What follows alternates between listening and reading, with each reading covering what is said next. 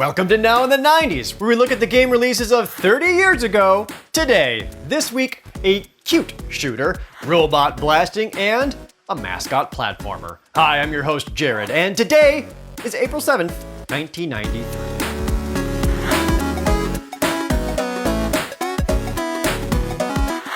This video is sponsored by Magic Spoon. Click the link in the description below or go to magicspoon.com/now90s to receive $5 off your first order today. We love reminiscing about the yesteryears, playing our favorite video games while munching down on our favorite cereals. As adults now, those games are still just as good, but the cereal we ate growing up doesn't hold up.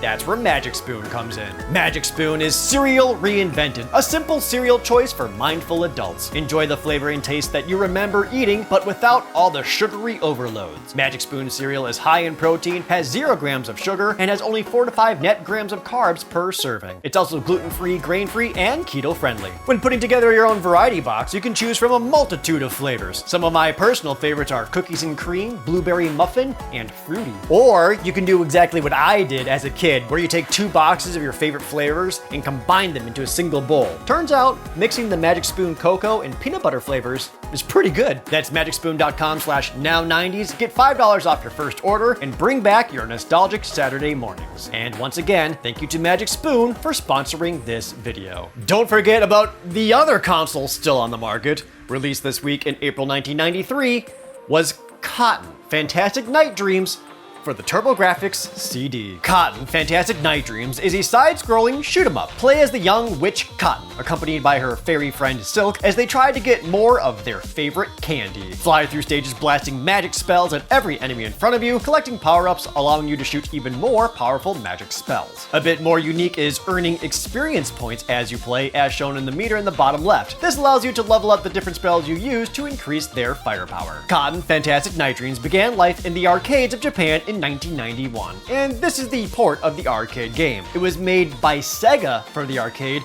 ported by Hudson Soft for the TurboGrafx CD, and then localized for North America by Turbo Technologies Inc., which was basically the American branch of Hudson Soft. They pretty much published every new TurboGrafx game throughout 1993. The port did have to change some things. It has lower resolution and slightly weaker graphics than the arcade version, which is expected. However, being on the CD format allowed them to add in CD quality music tracks and, for the cutscenes, voice acting.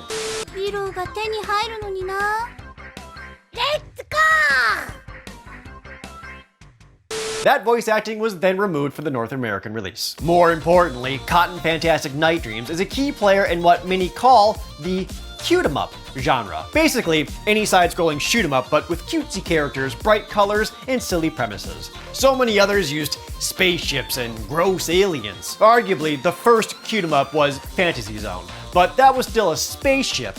Cotton opened up the possibilities for adorable characters. This is also the first game in the Cotton series. She would go on to appear on other consoles, from the Super Famicom to the PlayStation to the Sega Saturn to Sega Dreamcast to PlayStation 2, all while getting new arcade games along the way. Also helpful was just how good the original game was. It reviewed very well.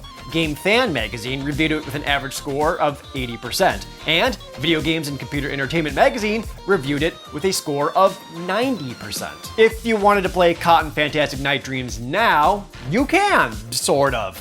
The entire game was remade for modern consoles, called, aptly, Cotton Reboot. It overhauls the original game, and you can find it for download on the Nintendo Switch and PlayStation 4. Mascots come in all forms, whether it's a dot or a video game.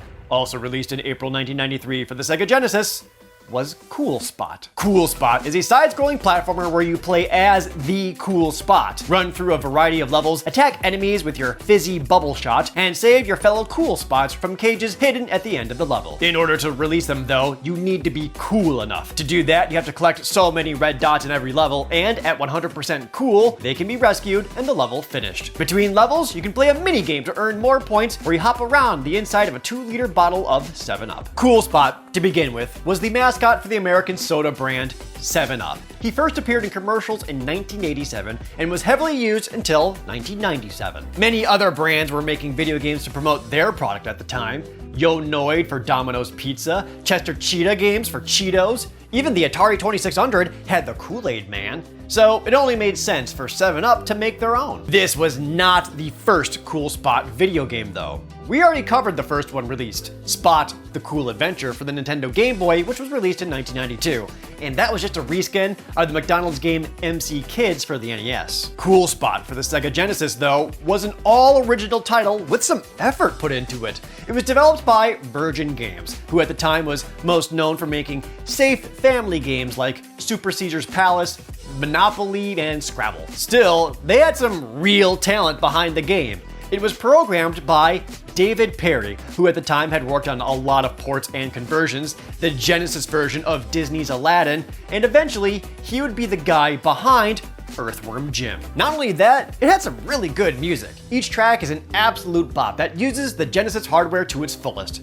The sound was composed by veteran Tommy Tallarico. And that's definitely all he wants to be known for. Either way, Cool Spot is the rare example of a brand mascot video game that is way better than it has any right to be. This is one of the few product placement video games where playing it was actually, well, it was pretty cool. A bizarre crime has been committed. The public flabbergasted. Cops baffled. To John True Public, I say the scene is awful. Carnage, mayhem, despair, anarchy. The Cool Spots have been kidnapped, and only one Spot is left to save his cohorts. He'll need your help. Make no mistake, you'll encounter crabs wearing underwear, demented cheese-slinging pajama mice, teeth with no head. But remember, that little Cool Spot is out there somewhere. You may be all he's got. Cool Spot on Sega Genesis. It even reviewed well. Electronic Gaming Monthly scored Cool Spot with an 8.5 out of 10, and GamePro magazine scored it highly. And to this very day, people generally have to admit, Cool Spot is a pretty good video game. Look, people liked it enough that it got a sequel, Spot Goes to Hollywood. Just because you haven't heard of it doesn't mean it's not a classic. Released this week in April of 1993, was Cybernator for the SNES. Cybernator is a side-scrolling action game where you control a giant gun-toting robot, make your way through a handful of stages, blasting everything in your path, and collect power-ups to improve your weaponry. Jump jets help you fly and traverse each level, along with a surprising amount of plot, as you frequently stop for character dialogue to advance the story. And at the end of each level, fight a massive boss. Cybernator was developed by NCS Core, and the North American version was published by Konami of America. In Japan, the game is known as Assault Suits Valken and is part of the Assault Suits series of games. Cybernator is actually the second in the franchise, with the first one being for the Sega Genesis, where in North America, it was known as Target Earth. Aside from the title, a few other things were changed when it got localized. The anime portraits of the characters would appear when their dialogue was on screen, but they got removed for who knows why. And an entire scene was removed. At the end, the leader of the enemy nation realizes he has lost and he kills himself, understandably censored. The game has all kinds of impressive features. It plays great, has all kinds of explosions. There are some levels that are impressive set pieces, and the story stuff adds quite a bit to the game, like extra side missions in each level. The soundtrack is also great, and was so good that it got a standalone CD release in Japan. Cybernator also has 2 endings, one good and one bad, and which one you get depends on how well you do on getting those side missions completed. It was cool enough that Cybernator got extensive coverage from Nintendo Power in issue 45, and even some full-page magazine ads, stating that now Terminator and RoboCop have someone to look up to, which is so perfectly 90s. When reviews for it came out, they were all positive. GamePro magazine awarded it a perfect score, and this is like, what, the 20th one we've seen from them?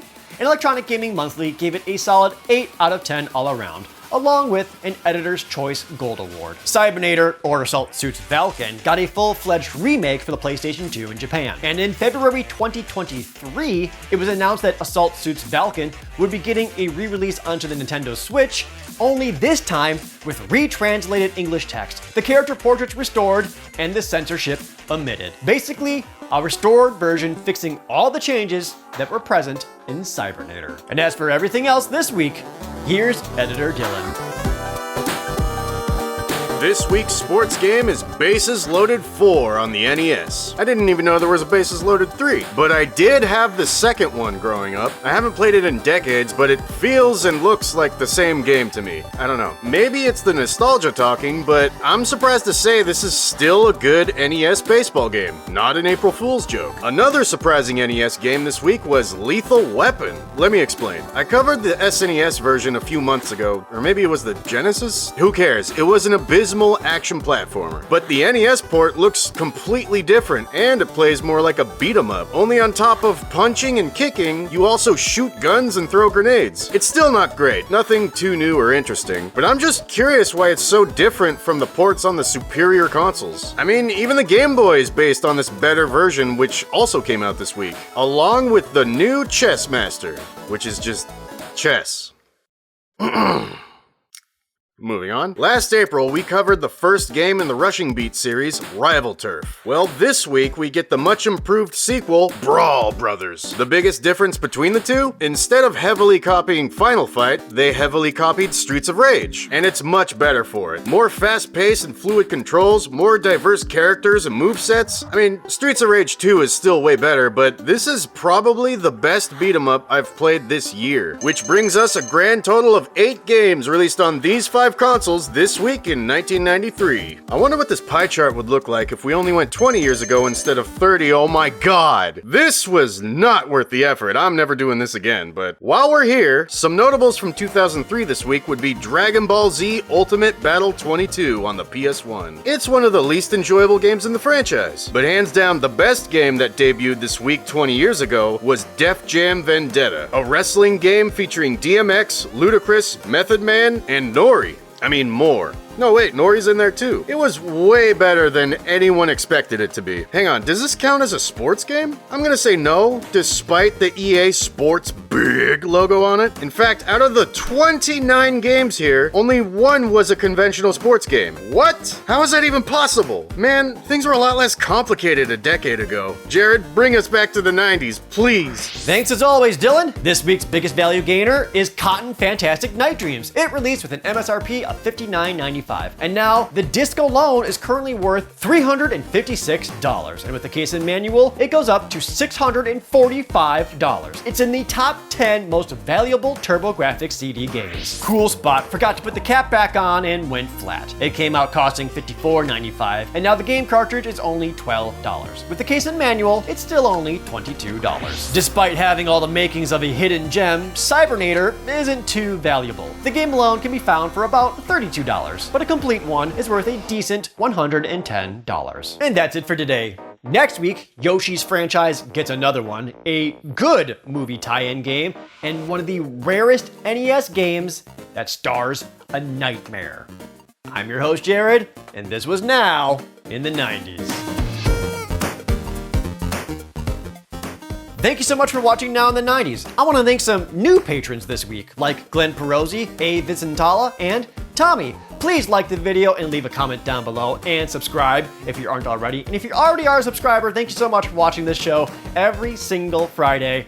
I actually have a fun story with Cool Spot on the Sega Genesis. I went over to my cousin's house who had this Sega, and Cool Spot was the very first game I got to see him get by downloading it off of this Sega channel.